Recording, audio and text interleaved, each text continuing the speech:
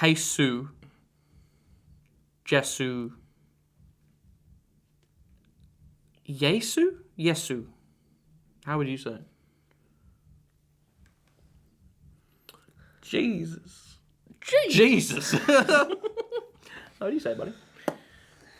Jesu? No, Jesu. Jesu. You're Jesu. I'm going with I'd Jesu. say Jesu. Yeah. Yeah, we got the feeling you would say I that. fucking knew you'd say Jesu. Philistine.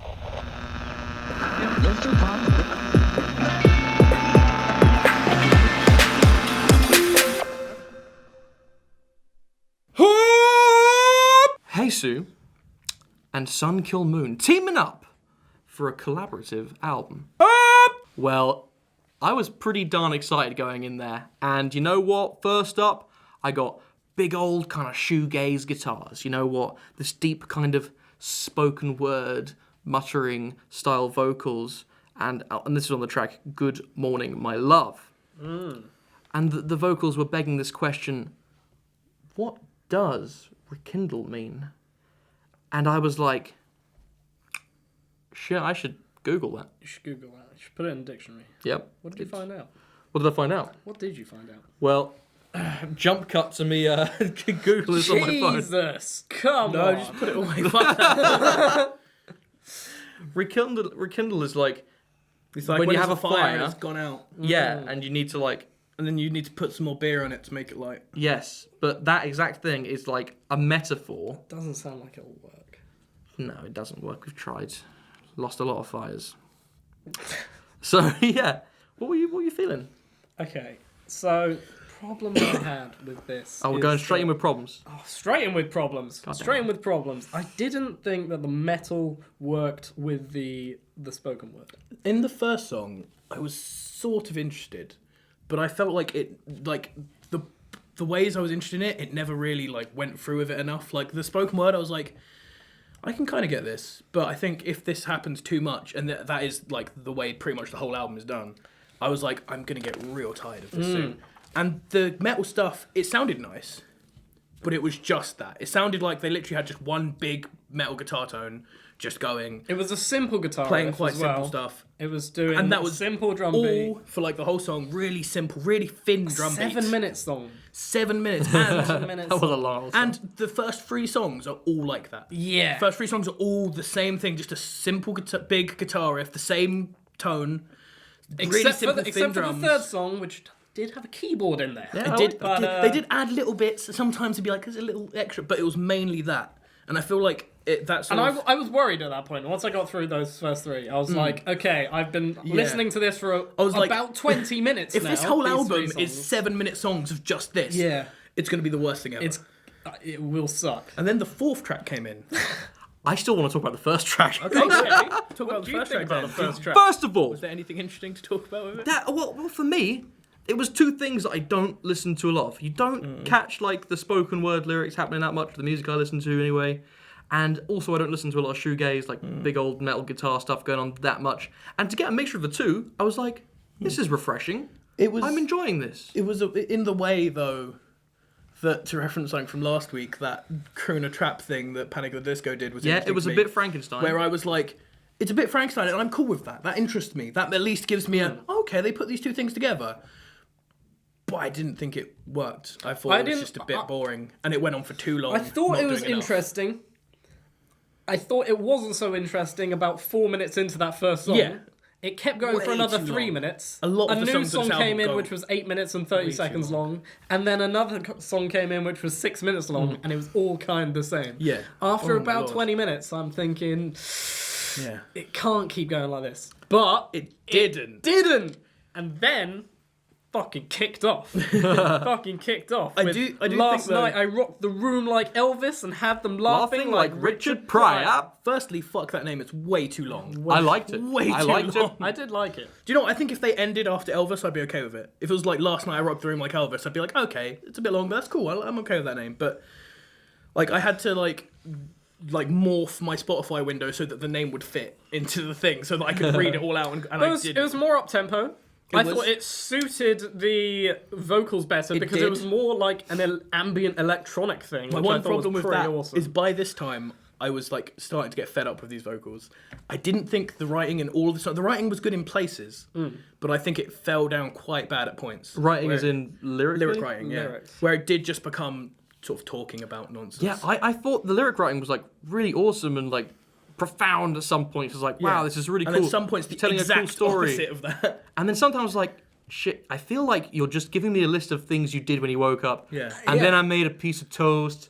And then I got some butter on it. Got real And then bad I at did. points. And then I went outside and I saw some guys. It was so dreary as well. The fact that it kept going on in the same vein constantly, it was so dreary and boring. And then I went to the studio to record some lyrics. And I'm just and sitting here there I like- am right now, and the song is coming to And an like end. the Here we whole go. And this is a Neumann. What's it say? A Neumann something. I can't quite read the last bit. Last Night that I'm but going to call it. It's a because- great microphone. Because the name is too long, I'm going to call it Last Night. And Last Night, I think, was probably my favourite song on the album. It had a really nice instrumental, but it was one of those things where even that got dragged down where I was like, I like the instrumental on this, but can you stop, like, moaning over it? Like, I really wish that you weren't just moaning over it. One of my favourites was the next song, Fragile, where it was an acoustic guitar song. And he was talking about Chris Squire. He did a lot of name dropping in this, didn't he? He did. Chris a lot Squire of from name dropping. Yes. Talked about the Yes album. Chris Squire, of course, died of cancer quite recently. And he was talking about his friend, childhood friend, Christopher, who also had cancer. This was one of the Very better cancer-heavy songs. song. However, Very this cancer-heavy had the same problem a lot of the earlier songs had. You reckon? It was 6 minutes of just like one Oh, yeah, guitar but riff. It was I'll have you way too know. long. I'll have you know that this was actually one of the shortest songs on the entire. And it was still too long and not enough happened. In fact, I think it was the shortest song on the album. 5 minutes and 57 seconds long. yeah, and it was still too long. That's what I'm saying. It was so. I 'cause nothing really changed. enjoyed it. If they added more, they had some building up, some progression. I thought think that I'd that love it, particular but I song, just- the story, it kept me interesting for the whole time. Maybe it's because I was just really like Yes, and I like listening. that to probably people helps. talk about it. That Yeah. probably helps, especially because at that point I was just like, yeah, this is nice, but are you going to do anything else? Because your moany voice is getting annoying, and it's still going on, and it's still the same guitar riff. Yeah. and it's still going on. But the entire album, it's him telling a story about different things, and it's a different type of backing, and that backing doesn't change. And I was saying, well, I slightly told Kit about this earlier. I was saying, once you get about a minute and a half into the song, you've kind of you know everything that's gonna happen in the song, and you've kind of decided whether you like it or not. By that that's time, definitely I don't true. feel as though in any song, once you've gotten 2 minutes in, you're gonna change your mind as to. I'm going to what let you into think a little about it. secret. yeah, I actually really like the album. But there are a lot of songs where I feel like you only need to listen to it halfway through and then you can skip to the next song. Because, like, Yeah. some of them just go on. Like, skip talking about things that just go fucking on. Like, the last song, Beautiful, You, 14 minutes. Beautiful You is another one that had a 14 really minutes. nice instrumental as well. Yes, it did. and really it had. did. This is the thing that made me really like that song. He didn't talk through the whole of it. There was a lot of just That's space true. where they let the instrumental go, and I really liked it. But still, he really went off on, like, the most mundane shit. Though. Yeah, when he came in, I was like, "Fuck off this track! It was good until you came."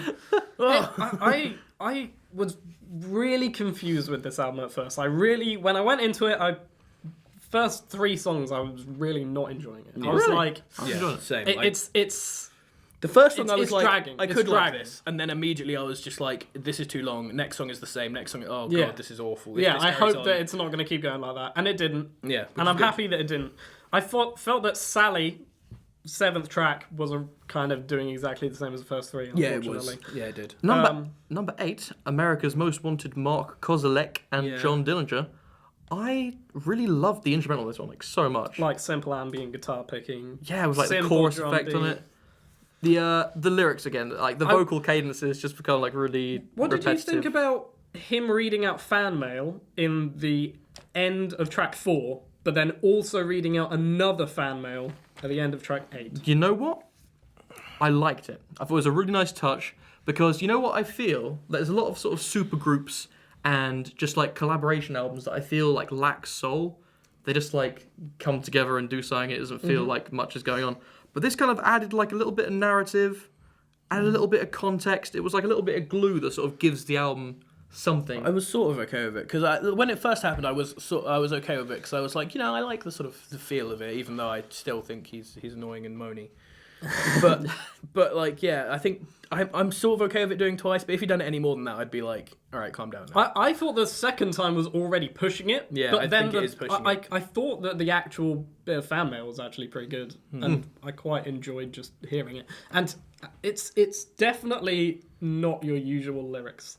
He is telling a story and literally just like telling a story throughout the whole thing. It's spoken word. I want to say about some of them. There were some of the songs in here. I can't remember all of the ones I said it because I quite a few. Father's Day is one of the main ones that sticks out like this for me. A few of the ones near the end that had that sort of more electronic sound. Where I didn't much like the production. I thought a lot of the sounds weren't too good. There was some like bass out ops that were a bit dodgy. There was some in some of them the like split on the voice was way too much, and there was like no voice in the middle. Right. And it would like do Were you a weird listening stereo on delay headphones? thing, and it was annoying. Yes, it did not work on headphones. I listened on both because I like to give them.